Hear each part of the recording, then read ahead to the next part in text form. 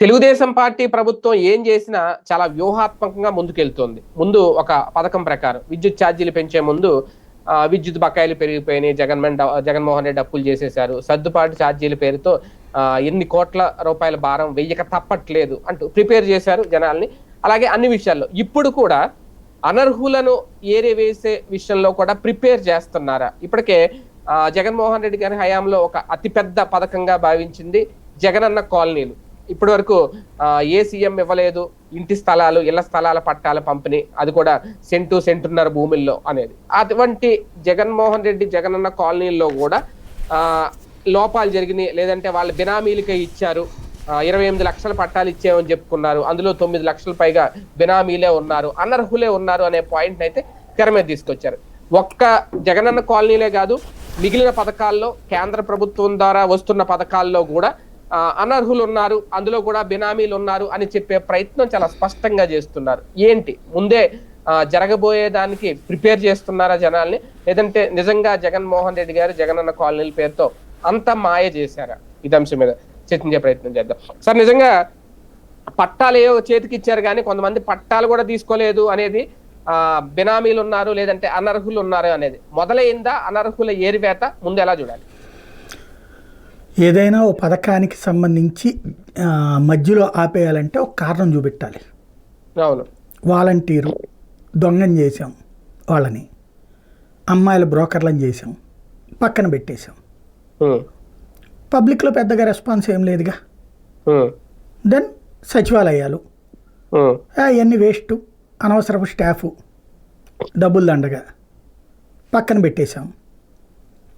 దాంతో పెద్దగా జనం ఏం రియాక్ట్ కాలేదుగా. ఇప్పుడు అందులో ఇది 3వ వెర్షన్. ఇప్పుడు 2 రకాలు జరుగుతున్నాయి ప్రయత్నాలు. ఒకటి, రేషన్ బియ్యం మీద చెక్ పెట్టడానికి కొన్ని కార్డులు తీసేయాలి. రాష్ట్ర ప్రజల రాష్ట్ర ప్రభుత్వం మీద భారం పడకుండా తప్పించుకోవాలి.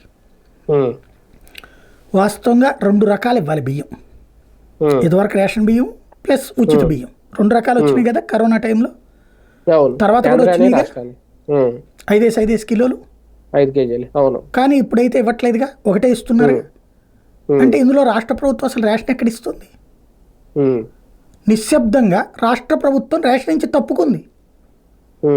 ఇవాళ ఇస్తున్న ప్రతి బియ్యము కేంద్ర ప్రభుత్వానిదే. అయితే కేంద్రం ఇస్తుంది 95 లక్షల కార్డులు కట. మొన్న ఈనాడే చెప్పింది కదా. ఇదివరకు మనం 87 వరకు గుర్తుంది నాకు. 95 లక్షలకి ఇస్తుందట రేషన్ బియ్యం. 95 లక్షల రేషన్ కార్డులకి ఇస్తుంది. రాష్ట్ర ప్రభుత్వం 1,52 లక్షలకేమో ఇస్తుందట. టోటల్గా 55 లక్షల మందికి మాత్రం కేంద్రం ఇవ్వట్ల. అది మాత్రమే రాష్ట్ర ప్రభుత్వం పెట్టుకుంటుంది. అది కూడా రాబోయే రోజుల్లో తీసేయడం కోసమే ఇప్పుడు ఈ గొడవ అంతా, బియ్యం గొడవ. అంటే రాష్ట్ర ప్రభుత్వం మీద భారం తగ్గించుకునే ఎత్తుగడ. అంటే ఎవరికి ఇది ప్రధానంగా? లేబర్ తినేవాళ్ళు తింటారు, లేదంటే కనుక ఆ గేదెలకు వేసుకోవడం, లేదంటే ఇంకోటి ఉంటుంది. అవును, ఎక్కువగా ఈ బియ్యం ఎవరి నుంచి అమ్ముడు పోతోంది అంటే మిడిల్ క్లాస్ బియ్యం. అవును, వాళ్ళు వాడరు. 60 లక్షల మంది, 50 నుంచి 60 లక్షల మంది వాళ్ళు బియ్యం తినక ₹10 డబ్బులు తీసేసుకుని ఆ బియ్యాన్ని ఆ ఎండియు ఆపరేటర్కో లేకపోతే ఆ రేషన్ డీలర్కో వదిలేస్తున్నారు. కాబట్టి దీన్నే కారణంగా చూపించి బియ్యం ఆపేయాలి. డైరెక్ట్గా కంప్లీట్గా అందరికి ఆపేస్తే ప్రజా తిరుగుబాటు వస్తుంది. కాబట్టి రాబోయే రోజుల్లో ఈ బియ్యం ఆపడానికి ఎదుగో వీళ్ళు అక్రమ రవాణా, అమ్మితే నేరం, కొంటే నేరం, గంజాయి తరహా కేసులు పెడతామన్నారు అనుకోండి, మనకెందుకు వచ్చిన గొడవ, మాకు వద్దా అని చెప్పాలి. అలా వద్దని చెప్తే కార్డు రద్దు చేస్తారేమని భయం ఉంది. నాకు తెలిసి రేపు మాపో ఓ స్టేట్మెంట్ రావచ్చు, బియ్యం లేకపోయినా వైట్ రేషన్ కార్డు ఉంటుందని. ఇక్కడ ఇందులో అసలు వైట్ రేషన్ కార్డులే లేపేయాలని ఆలోచిస్తున్నారు. ఎందుకంటే వైట్ రేషన్ కార్డు ఇంపాక్ట్ ఎట్లా పడిందంటే, ఈ 60 లక్షల మంది దాదాపుగా వీళ్ళు పేదలు కాదు, అలాగని ధనవంతులు కాదు, ఎగువ మధ్య తరగతి కూడా కాదు, మధ్య తరగతి. వీళ్ళు ఓ 10,000 రూపాయలు ఖర్చు పెట్టుకోగలరు, కానీ హాస్పిటల్కి వెళ్తే లక్షల్లో అయినప్పుడు ఈ కార్డు పనికొస్తుంది. కాలేజీలో తమ బిడ్డల్ని చదివించాలంటే వేలల్లో లక్షల్లో ఫీజులు అవుతున్నప్పుడు ఈ కార్డు పనికొస్తుంది. అట్లాంటి వాళ్ళని ఇప్పుడు ఆ పథకాలు ప్రభుత్వం ఇస్తాను అంటదా? మధ్యతరగతికి కూడా ఈ పథకాలు ఇస్తానంటుందా? ఇవ్వదలుచుకోవట్లేదు అది. కాబట్టి మీకు త్వరలో రేపు చూడండి, ఇక్కడ చాప కింద నీరులా కొడుతున్నారు, డైరెక్ట్గా అటాక్ చేయట్లా, చాప కింద నీరులా కొడుతున్నారు. ఒకటి నెంబర్ 1, దాని పేరేంటి, వికలాంగ పెన్షన్లు, అనర్హుల ఏరివేత. ఇది ఎట్లా ఉంటుందంటే సింపుల్ లాజిక్, ఈ ఫిజికలీ హ్యాండిక్యాప్ సర్టిఫికెట్ డాక్టరు ఎలా కావాలంటే అలాగవుతుంది. దాంట్లో సదరన్ సర్టిఫికెట్లో పర్సంటేజ్ ఉంటుంది. ఈ పర్సంటేజ్లో డాక్టర్ గారు కొంచెం ఎక్కువ అని చెప్పి ఫీల్ అయితే ఇచ్చేయచ్చు. దానికి పారామీటర్ ఏంటి, డాక్టర్ గారి ఫీలింగ్. డాక్టర్ గారులకు ఆ మధ్యన చెప్పారు చంద్రబాబు గారు, మీరు సదరన్ సర్టిఫికెట్ ఎట్లా పడితే అట్లా ఇచ్చేశారు, దానివల్ల అనర్హులైన వికలాంగులకు ఎక్కువ మంది అవుతున్నారు అని. వాస్తవంగా 3,000 రూపాయల పెన్షన్ 6,000 చేశారు. ఇప్పుడు ఏం చెప్పారు వాళ్ళందరినీ, మీరు వెళ్ళి సదరన్ సర్టిఫికెట్లు మళ్ళీ కొత్తగా తెచ్చుకోండి అన్నారు. డాక్టర్లకు చెప్పేశారు కరెక్ట్గా పాటించండి అని చెప్పి, అంటే వేయండి అనేది. దాంతో దాదాపు సగం సర్టిఫికెట్లు లేచిపోతాయి, పెన్షన్లు ఆగిపోతాయి సగం మంది దాకా. ఇది నెంబర్ 1, లేచిపోతాయి. వాళ్ళు అనడానికి నువ్వు దొంగవి, మోసం చేసేంత వరకు అంటారు అనమాట. రేపు పొద్దున నీ మీద కేసు పెట్టకుండా వదిలేస్తున్నాం అంటారు. ఇప్పుడు ఒకళ్ళకి మామూలుగా నడవగలుగుతారు, మెల్లకన్ను ఉంటే అక్కడ అంగవైకల్యం కిందనే ఉంటుంది, లేదా కాలులో ఒక పార్ట్ తేడా వచ్చి ఉంటుంది కానీ బయటకు కనబడదు, అది డాక్టర్కి తెలుస్తుంది, డాక్టర్ ఇస్తారు. కానీ నడవడం బాగానే ఉంది కదా అన్నటువంటి కోణం ఉంటుంది. కాబట్టి ఇందులో అనర్హులకు ఉండొచ్చునేమో, అనర్హులు 10% ఉంటారు. అస్సలు ఏ అంగవైకల్యం లేనోడికి సర్టిఫికెట్ ఇస్తే ఖచ్చితంగా తప్పే, డాక్టర్ మీద కూడా కేసు పెట్టచ్చు. ఇది ఒక ఆస్పెక్ట్, అది ఆపుతున్నారు, నిశ్శబ్దంగా జరిగిపోతుంది. మనం మిగతా చర్చించుకుంటున్నాం, అదాని గొడవ ఏంటి, బియ్యం గొడవ ఏంటి, ఇవన్నీ. కానీ ఇది ఆ హాస్పిటల్ దగ్గర క్యూలు కట్టుతున్న జనాలు చూస్తే అర్థమవుతుంది. నెంబర్ 2 వచ్చేటప్పటికి ఈ వైట్ రేషన్ కార్డ్స్ రేపు జనవరి నుంచి కొత్త ఇవ్వబోతున్నారట. కొత్త అన్న దగ్గర ఇంతవరకు క్లారిటీ ఇవ్వాల. దాంట్లో ఏమంటారు, జగన్ బొమ్మలేసున్న కార్డులు తీసేసి కొత్త ఇస్తారంటున్నారు. ముట్టి అవేనా? జగన్ అందరికీ ఇవ్వలేదు అట్ట మార్చి, తను వచ్చాక కొత్తగా ఇచ్చిన కార్డులకి అట్లా ఇచ్చాడు అంతే కదా. అందరి కార్డులు అట్లా ఉన్నాయా? జగన్ బియ్యం కార్డులు ఇచ్చారు కొత్తగా, అది బియ్యం కార్డులు ఇచ్చారు అంటే బియ్యం కార్డుని సెపరేట్ చేసి అది అందరికి ఇచ్చారు. ఇప్పుడు ఆ బియ్యం కార్డులన్నీ మార్చేస్తారు, ఎందుకంటే అన్ని వీటి మీద జగన్ బొమ్మ ఉంది. అది దెన్ అప్పుడు ఏమవుతుంది, మళ్ళీ ఈ బియ్యం కార్డు ఆధారంగానే కదండి సంక్షేమ పథకాలన్నీ. అవును, అంతే కదా. మామూలు రేషన్ ఇంతకుముందు రేషన్ కార్డు అంటే ఫ్యామిలీ ఫోటో ఉండి పైన లోగో ఉండి ప్రభుత్వం అట్లా ఉండేది కింద పేర్లు. ఇప్పుడు కంప్లీట్ గా జగన్ బొమ్మ వేసి నవరత్నాలు సింబల్ వేసి ఇప్పుడు కొత్తగా బియ్యం కార్డు అని సెపరేట్ గా ఇచ్చారు. ఫ్యామిలీ ఉంది అందులో, విడివిడిగా ఇచ్చారా? విడివిడిగా ఎవరి వాళ్ళకి ఇచ్చారు. ఒకే ఇంట్లో నలుగురికి 4 కార్డులా? అలా కాదు, నలుగురు ఉంటే ఒకటే కార్డు. మరి అదే కదా, కార్డు కలర్ మారింది అంతే, కలర్ మారిపోయింది, బ్లూ కలర్ వచ్చింది, జగన్ బొమ్మ వచ్చింది. చాలా మందికి ఇచ్చారు కదా, అప్పుడు ఇచ్చారు, మొత్తం అందరికి ఇచ్చారు. ఇప్పుడు ఏం చేస్తారు, అందులో మళ్ళీ అందరినీ వచ్చి కొత్తది తీసుకోమంటున్నారు. మొత్తం మార్చుకోవాలండి ఇప్పుడు కార్డులు. వీళ్ళు చెప్పిన దాని ప్రకారం అయితే పాత కార్డు ఏది ఉండదు ఇంకా. అప్పుడు ఏమవుతుంది, ఇప్పుడు సచివాలయాలు లేవు, వాలంటీర్లు లేరు, ఎక్కడ ఇవ్వాలి ఈ కార్డులు? లోకల్ కొన్న పంచాయతీ ఆఫీస్, మున్సిపల్ ఆఫీస్ వీళ్ళు పెట్టే కౌంటర్ల దగ్గర. అందులో వైఎస్ఆర్ కాంగ్రెస్ పార్టీ వాళ్ళు అయితే ఆగిపోవచ్చు, నెంబర్ 1. నెంబర్ 2 వచ్చేటప్పటికి ఈ 60-70 లక్షల మంది ఎవరైతే మనం ఇంతకు ముందు చెప్పుకున్న మిడిల్ క్లాస్, అలాగే తెలుసుగా అక్కడ ఉన్న వాళ్ళకి ఎవరు వాళ్ళు ధనవంతులు, ఏమైనా నువ్వేంది అని నాయకుడు ఆపచ్చు. ఇట్లాగా కొన్ని కార్డులు లేపేస్తారు. అది 60 లక్షలు.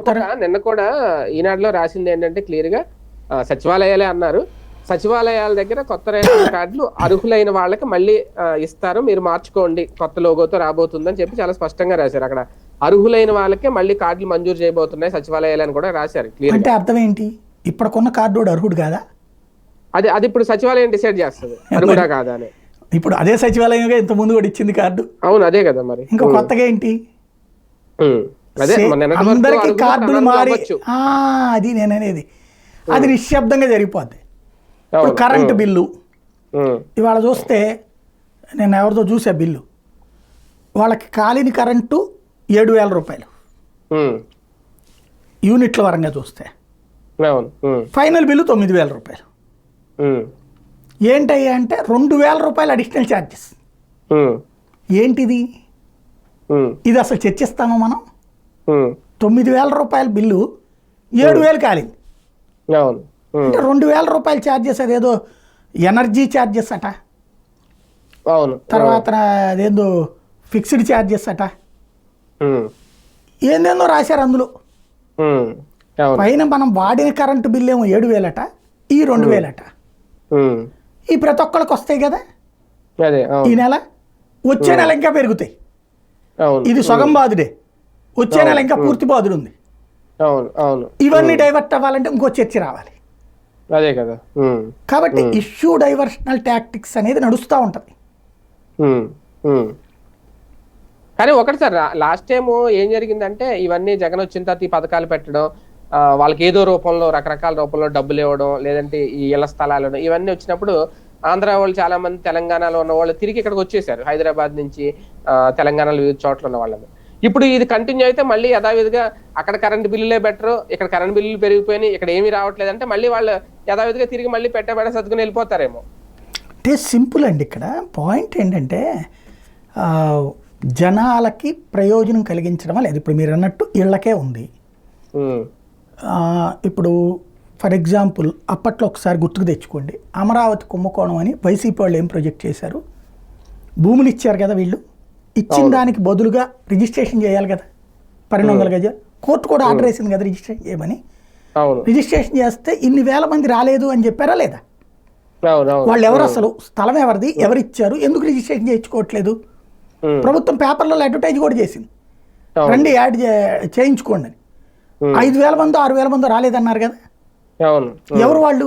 భూమి ఇచ్చి తీసుకోనోళ్ళు. అప్పుడు ఏదో తేడా జరిగింది అని వైసీపీ వాళ్ళు చెప్పారు.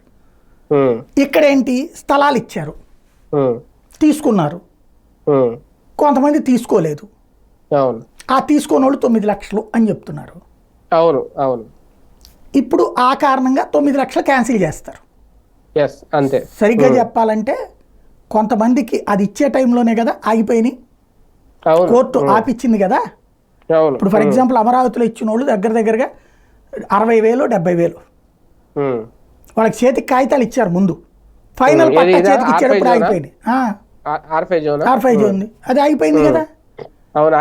అట్లాగే ఇప్పుడు వాళ్ళందరికీ చేతిలో కాగితాలు ఉండి తీసుకున్నట్టేగా. అట్లాగే మిగతా చోట్ల ఇప్పుడు 9 లక్షలు ఉన్నాయన్నారు ఈ పేరుతో. అంటే చాలా చోట్ల నిజం, ఇప్పుడు 7 లక్షల మంది ఇల్లు కట్టుకున్నారండి, అధికారికంగా కేంద్ర ప్రభుత్వం చెప్పిన లెక్క. 7 లక్షల మంది ఇల్లు కట్టుకున్నారు, ప్రభుత్వం కట్టించిందా లేకపోతే వాళ్ళే కట్టుకున్నారా? 7 లక్షలు. మిగతా వాటిట్లలో ప్రభుత్వం ఇప్పుడు డబ్బులు పెట్టుకోవడానికి ఇష్టంగా లేదు, భారం మోయడానికి ఇష్టంగా లేదు, లేదా పార్టీ తమ సొంత పార్టీ వాళ్ళకి ఇచ్చుకోవాలనుకుంటుంది. కాబట్టి ఇప్పుడు ఇది క్యాన్సిల్ చేసి వీళ్ళకి ఇచ్చుకోవడానికి అవ్వచ్చు. ఎందుకంటే స్థలాల కేటాయింపు అయితే జరిగిపోయింది కదా సార్. ఇప్పుడు వీళ్ళు చెప్తున్న 9 లక్షలు ఆధార్ లింకప్ ఉంది, ఆధార్ లింకప్ ఉన్నప్పుడు ఇంకేందండి, తీసుకోలేదంటే ప్రభుత్వం వాళ్ళు అక్కడ వాళ్ళు ఇవ్వలేదు అని. కానీ వీళ్ళు చెప్తున్నారు వాళ్ళందరూ వైసీపీ బెనామీలు. వైసీపీ బెనామీలు అయితే తీసేసుకుని అమ్ముకుంటాడు, కానీ తీసుకోవాలి ఎందుకుంటాడు నాకు అర్థం కాల. వైసీపీ బినామీ అయినా ఎవరైనా అర్హుడా కాదనేది ఇంపార్టెంట్ కదా. అంతే కదా. బినామీ ఏంది, వైసీపీలో బినామీ అయినా వైసీపీ బినామీ అయినా ఎవరైనా మనిషే కదా. బినామీ అనే పదం ఎప్పుడు వస్తుంది? ఎమ్మెల్యే ఎవడో ఏ నాయకుడు ఓ 50 మంది లేని మనుషుల పేరుతో కార్డులు సృష్టిస్తే బినామీ అంటారు. అది ఆ కార్డులన్నీ తన దగ్గర పెట్టుకుంటే. ఇక్కడ కంపల్సరీ ప్రతిదానికి ఆధార్ కావాలి, వైట్ రేషన్ కార్డు కావాలి కదా. రేషన్ కార్డు లేకపోతే ఇవ్వరు, ఆధార్ లేకపోతే ఇవ్వరు. ఇవి రెండు అనుసంధానం చేసి ఫోటోలు కూడా తీశారు అక్కడ నుంచోబెట్టి. 3 సార్లు ఫోటోలు తీశారు. ఫస్ట్ భూమి పూజ అని, కొలతలప్పుడు ఒకసారి, తర్వాత రిజిస్ట్రేషన్ అప్పుడు ఒకసారి, తర్వాత ఇల్లు కట్టుకునేటప్పుడు. అవన్నీ చేసేటప్పుడు అంటే ఆ మనుషులు ఫోటోలతో సహా ఉన్నారు కదా, అవును ఉన్నారు కదా. ఇందులో కొంతమంది వద్దని వదిలేసుకున్న వాళ్ళు ఉన్నారు. వాళ్ళు అయ్యి ఉండొచ్చు, మాకు ఎక్కడ కాదు ఇంకో చోట ఇవ్వండి, అది అవును ఇట్లాంటివి ఉండొచ్చును బేసిక్గా. అలాగే కాబట్టి వదులుకున్న ఇది వాళ్ళంతా బినామీ అంటే ఆపేయడానికి అంటే ఇప్పుడు ఈ మొత్తం లెక్క ప్రకారం ఇప్పుడు తెలుగుదేశం వాళ్ళు ఎవరికైనా ఇప్పించుకోవాలనుకుంటే వాళ్ళకి ఆల్రెడీ అందరూ ఆ రూల్ అందరినీ తేల్చేశారు కదా ఇక అప్పుడే. అవును వీళ్ళు అనర్హులు ఎవరున్నారు ఇంకా? అదే కదా. అవును అప్పుడే ఆ రూల్ అందరు తేల్చాక ఈ 6 నెలల కాలంలో పుట్టుకొచ్చారు కదా ఇంకో 25 లక్షల మంది జనము. ఇక అప్పుడు ఏం చేయాలి? ఇలా క్యాన్సిల్ చేసి ఇప్పుడు ఒక తెలుగుదేశం నాయకుడికి సంబంధించిన ఇంట్లో తండ్రికి ఆల్రెడీ వస్తే ఇప్పుడు కొడుక్కో కూతురుకో ఇట్లా ఇచ్చుకోవాలి, ఇవే తీసుకెళ్ళి ఒకే ఇంట్లో రెండో పేరు చెప్పి మూడో పేరు చెప్పి. అంతే కదా. అవును అందుకోసం క్యాన్సిలేషన్ వైపుకి వెళ్తుండి ఉండాలి, అందుకోసం ఈ వార్తలు రాస్తుండి ఉండాలి, అందుకోసం ఎంక్వైరీ అయ్యి ఉండాలి. ఇప్పుడు టిట్కో ఇళ్ళు తీసుకోలేదుగా మరి. అవును టిట్కో ఇళ్ళు అప్పుడు ఏం చెప్పారు? 20 లక్షలు ఇళ్ళు ఇచ్చామన్నారు. ఫైనల్గా మొన్న ఏం చెప్పారు? 3.5 లక్షలు, 5.5 అనుకున్నాం, 3.5 బిగిన్ చేసాం, 80,000 లైన్లోకి తెచ్చాం, అది కూడా ఒకటి ఇవ్వాలి. తర్వాత జగన్ వచ్చాక ఇస్తే ఎవడు వెళ్ళట్లా. పేదల ఇళ్ళు పేదల విషయంలో ఒకటే గుర్తుపెట్టుకోవాలండి, సఫిషియెంట్గా బాధ్యతగా ఉంటే పేదోడు వెళ్తాడు, లేదంటే ఫ్రీగా ఇస్తే గవర్నమెంట్ హాస్పిటల్ లాంటిదే, గవర్నమెంట్ స్కూల్ లాంటిదే. అంటే మెయిన్ మౌలిక సదుపాయాలు సార్ అక్కడ ఇచ్చారు, కానీ మౌలిక సదుపాయాలు ఇచ్చినా కూడా వెళ్ళరండి. ఇది ఎట్టుంటదంటే సింపుల్, ఇప్పుడు వాళ్ళకు వచ్చేటప్పటికి లాంగ్ ఎక్కడో ఉంటుంది, అవును వీళ్ళు ఎక్కడో పాకేసుకుని ఉంటారు, లేదా ఎక్కడో అదుకుంటుండి ఉంటారు, ఇచ్చారు జనాల మధ్యలో ఉంటారు ఒక రకంగా వాళ్ళకి ఆ వాల్యూ తెలియదు. అవును చాలా మంది 50,000కి ₹1,00,000 అమ్మేసుకున్నారు. అవును అవును క్లియర్గా వాటిని. అది ఇక్కడ గుర్తుపెట్టుకోవాల్సిన అంశం. దానికి వాల్యూ తెలియదు, వాల్యూ శుభ్రంగా వాళ్ళు ఉండేలాగా చేయగలగాల గవర్నమెంట్. పేదవాడిని అలా చేయలేవు వీళ్ళు. ఇప్పుడు మీకు బెజవాడ కానీ వైజాగ్ కానీ తిరుపతి కానీ ఇట్లాంటి చోట్ల ముందు పేదల కోసం ఇచ్చినవి ఇవాళ మధ్యతరగతి కాలనీలేని. ఇప్పుడు మీరు విజయవాడ సింగనగర్ చూశారు కదా, సింగనగర్ వంతెన దాటిన అన్ని పేదోళ్ళు ఇళ్ళే ఒకప్పుడు. మొదట్లో వాజ్పేయి టైంలో ఇచ్చినవి, ఆ తర్వాత చంద్రబాబు గారు మళ్ళీ విడిగా ఇచ్చినటువంటి అంటే ఫస్ట్ 120 గజాల బిట్లు, ఫస్ట్ లో 120 గజాలు ఇచ్చేవాడు. మొదట్లో 120 గజాలు ఇళ్ళు ఫస్ట్ ఇచ్చినాయి బాంబే కాలనీలకి. తర్వాత ఇంకా పెరిగిపోతున్నారు నిర్వాసితులు, ఉద్యమాలు జరుగుతున్నాయి అనేసి 60-60 చొప్పున ఇచ్చారు. చాలా మంది 2 బిట్లు. తర్వాత ఏం చేశారు? ఇవన్నీ ఇక ఇండివిజువల్గా అయితే అలాంటివన్నీ ఆ రోజుల్లో ఎవరు వెళ్ళాల, 5,000కి 10,000కి అమ్మేసుకున్నారు. అలాగా వాళ్ళ దగ్గర కొన్నోళ్ళు తర్వాత వాళ్ళ దగ్గర ఎట్టు పెట్టుకున్న నాయకులు లేదా ఆ లోకల్గా ఉన్నటువంటి కొంతమంది బ్రోకర్లు వ్యాపారస్తులు కొనేసుకుని వాళ్ళు నిదానంగా తీసుకొచ్చి మధ్యతరగతికి అమ్ముకున్నారు. ఇవాళ అదే ఇల్లు లక్షల్లో ఉంటుంది. అదే కదా, అట్లా ఉంటాయి వ్యవహారం. అదే రియల్ వ్యాపారం అయింది. రైట్ మొత్తానికి ప్రిపేర్ చేస్తున్నారు జనాల్ని. ఇప్పుడు అనర్హుల ఏరివేత లేదంటే అర్హుల ఎంపిక ఇదైతే జరగబోతుందనే చాలా స్పష్టంగా అర్థమవుతుంది. ఈ ఇళ్ల స్థలాల పట్టాలు తీసుకోలేని వాళ్ళు కానివ్వండి, లేదంటే వివిధ పథకాల్లో కూడా అనర్హులు ఉన్నారు, వైసీపీ బినామీలు ఉన్నారు అని ప్రచారం చేస్తున్నారంటే ప్రిపరేషన్ అయితే జరుగుతోంది. రేపొద్దున్న ఎన్ని రేషన్ కార్డులు లేచిపోతాయి, లేదంటే ఎంతమంది నిన్నటి వరకు అర్హులుగా ఉన్న వాళ్ళు అనర్హులుగా మారుతారు అనేది అయితే చూడాలి. మరి దాని ఆధారంగా వ్యతిరేకత తిరుగుబాటు అనేది ఏమన్నా ప్రజల్లో మొదలవుద్దా, లేదంటే ఇవన్నీ ఏ ప్రభుత్వం వచ్చినా మామూలే అనుకుని లైట్ తీసుకుంటారా చూద్దాం.